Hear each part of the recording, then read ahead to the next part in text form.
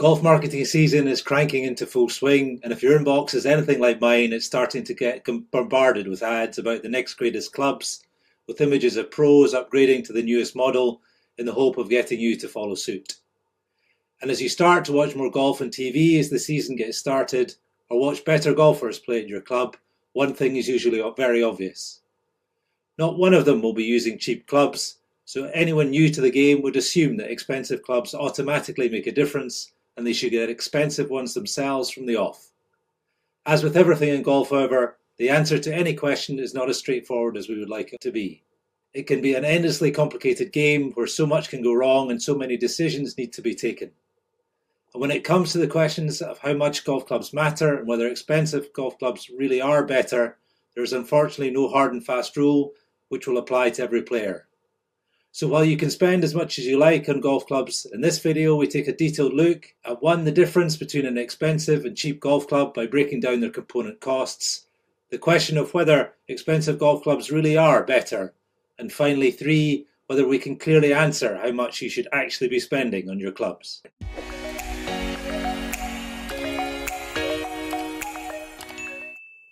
Take a quick look on eBay and you can find a set of clubs available from anything from $10 to $10,000. And if you do a search for the Honma Aizu package golf set with clubs that are hand painted by Honma artists in the traditional Aizu style, which dates back to 1590, you'll be charged over $60,000 for the privilege of owning them. But given that one driver and its basic design does not look vastly different to another, the lofts of irons are pretty uniform, and all putters all do the same job, you might wonder how it is possible for the clubs to be so different in price from one another. As a whole, the main difference between expensive and cheap golf clubs is the variable nature of the material used, combined with the manufacturing process. Stainless steel clubs are cheaper than clubs made with titanium or tungsten, and the process needed to turn costlier metals into golf clubs is more complex and costly. The price of a golf club is also affected by other elements, such as the corporate costs of the manufacturer, and clearly the big manufacturers such as Ping, TaylorMade, Callaway, Titleist, etc. spend more money on corporate sales and marketing expenses. But the element which makes the biggest difference to the cost of one club to another will always be the materials and manufacturing process. The material used in golf clubs also makes a difference, with graphite shafts typically being more expensive than standard steel ones. So if you are having a browse of some golf clubs in a sports store or pro shop, and you see the words graphite, tungsten, beryllium, and especially titanium, expect that to be reflected in the price tag. Similarly, if you see the word forged in a set of irons, they will be more expensive than cast clubs for the simple reason that it costs the manufacturer more to take a soft piece of steel and beat it into shape when making forged clubs than pouring molten metal into a mold to produce a cast golf club head. But now that we understand a bit more about why certain clubs may be more expensive than others, it is vital that we never automatically align the word expensive with good. Just because a set of clubs is expensive is no guarantee they are good for your game, especially if you are a beginner or early stage golfer. Golf is a tough game to play consistently well, and even the very best golfers in history have never mastered it. The number of things that can go wrong in a golf swing can feel infinite at times, and it would help all golfers across the world a massive amount if all their problems could be solved simply by spending more money on more expensive golf clubs. The problem with that, however, is that not only do a lot of golfers not want to spend a lot of money on golf clubs, but that there is no direct link between expensive clubs and better scoring for every golfer. Now, that is not the same thing as saying that expensive golf clubs are never worth it, or that they will never make a difference. But the main point is this in relation to whether expensive golf clubs are really better. Expensive golf clubs are only better once a golfer has a certain level of competence with golf swing fundamentals. From that point, whether expensive golf clubs are better depends on the amount of gain they deliver for a golfer for the cost. Wrongly fitted expensive clubs can also make players worse rather than better. Golfers can use up to 14 clubs, as we know, but let's just focus in on the driver as an example to look in detail at the question as to whether expensive clubs are really better and can make a difference or not. If you are a beginner, for example, and are struggling to make good contact with a ball using a driver and are managing to hit the ball only 100 yards when you do connect, an expensive driver is not going to make a difference. At that stage, you will still understandably be struggling to get used to the key fundamentals of the golf swing: posture, grip, ball position and alignment. And so the difference an expensive $1,500 driver would make to your game versus a $50 version is clearly going to be zero and not worth the money. If you want to spend money on your golf as a beginner or early stage golfer, you'll see far faster improvement focusing your spend on golf lessons from a good instructor rather than on golf clubs. That is not to say also, however, that the driver you choose does not matter, even as a beginner. It certainly does, and if you're starting with a driver which is the wrong length for you, or has the wrong shaft, lie angle, etc., these things will affect how you swing even as a beginner, and likely store up some bad habits from the outset, which will become hard to break later on. Whatever standard of golfer you are, you're going to adapt your golf swing, either consciously or unknowingly, to the clubs you are using. However, the good thing is that you do not need to spend much money on a driver, or any clubs for that matter, as a beginner or early stage golfer to get ones that are a good fit for your height and your starter swing.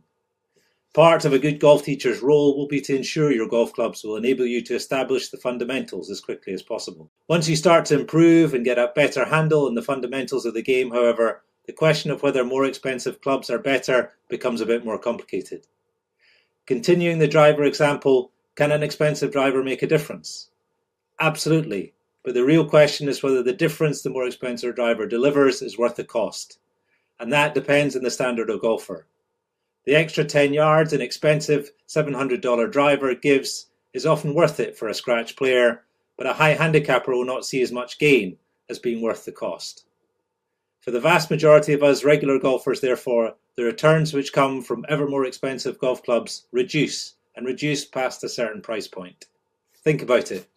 Is that $700 special edition Scotty Cameron putter really going to enable you to hole more putts than a more standard $100 putting models, which are all of good quality?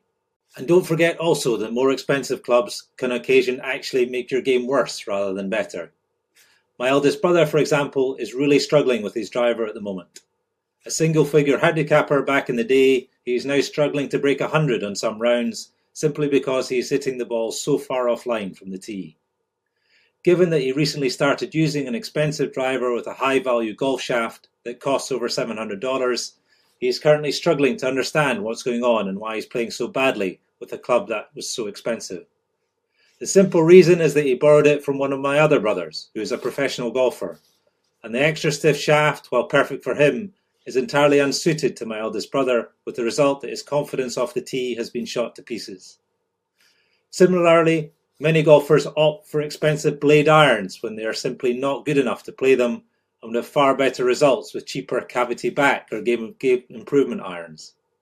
In short, therefore, while more expensive clubs, grips and shafts can make a difference as your golf game improves, more money does not automatically mean better, and it is far more important that you have your golf clubs that are fitted to your swing as opposed to simply being more expensive.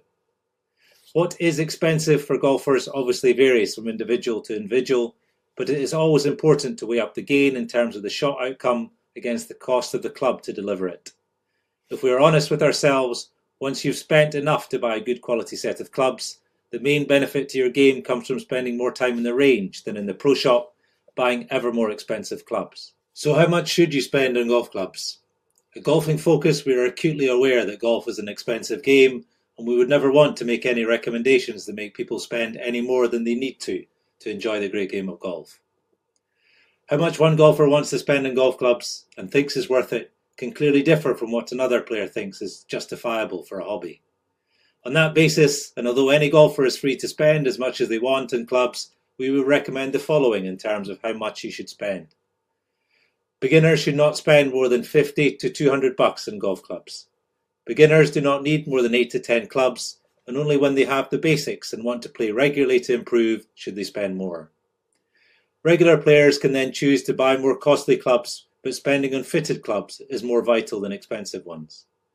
It always upsets us when we hear stories of beginners or high handicappers spending many hundreds of dollars or pounds or euros on clubs which will not make one bit of difference to their game. Yes, more expensive clubs can make a difference as players get better, but as you're getting to grips with the game's fundamentals, any big spend in clubs is pretty much wasted.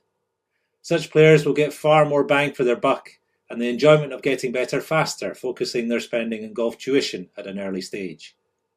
And the great thing today is that great golf coaching has never been easier, with platforms like Skillest offering all standards of golfer easy access to world-class golf instructors from across the globe, irrespective of your own location.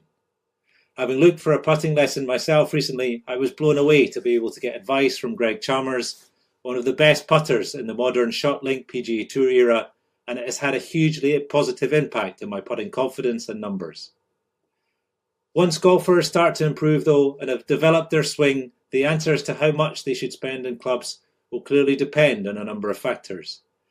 How much they can afford to spend, how much they play, and how serious they are about improving. For some, that will only be a couple of $100, while for others that can mean thousands of dollars spent almost every year on new equipment. In our view though, there is little to be gained by spending ever-increasing amounts of money on clubs.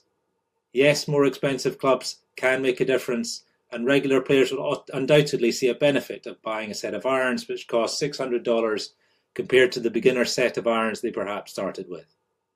However, will they see a difference between a $900 set and the $600 set that they have already?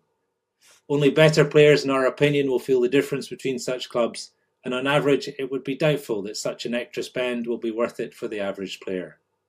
Better players are continually seeking out fine margins to improve their game, and sometimes need to spend a bit extra on fancy shafts or clubs to get there, but for the average player it is highly doubtful whether spending ever-increasing amounts on clubs will make a difference on their scorecard.